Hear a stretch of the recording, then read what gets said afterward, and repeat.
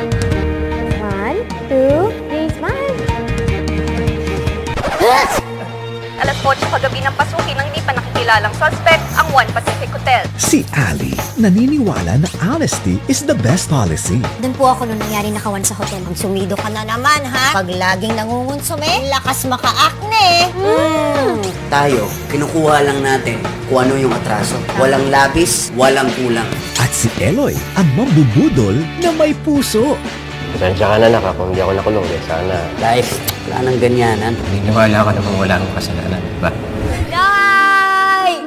Day! Tay, huwag mo kong iwan. Saan mo takot? Tatagan mo yung loob mo.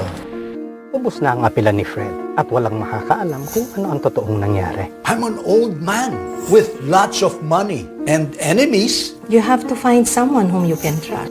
Bakit inabot sa kanya ni Atty. Ilagan yung files ng tatay ko? Anong interest nila kay tatay? In 2022, the comeback is real. Nurse siya. Magtataka kung saan siya nagtatrabaho. Magbabalik na ang love team ng bansa. Catherine Bernardo at Daniel Padilla.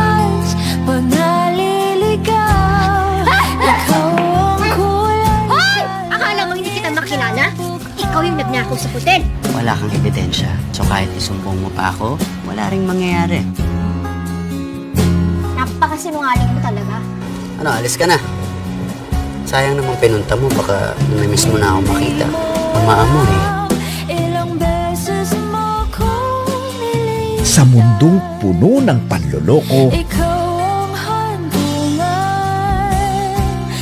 totoo pa ba ang true love? Too good to be true. Mas matindi pa ako sa CCTV magbantay. Okay, basta walang sisihan pag na-inlove ka, katingin mo. Ang May Cruz Alviar teleserye ngayong May 16 na sa ating primetime bida. Stream episodes in advance on Netflix and I Want TFC.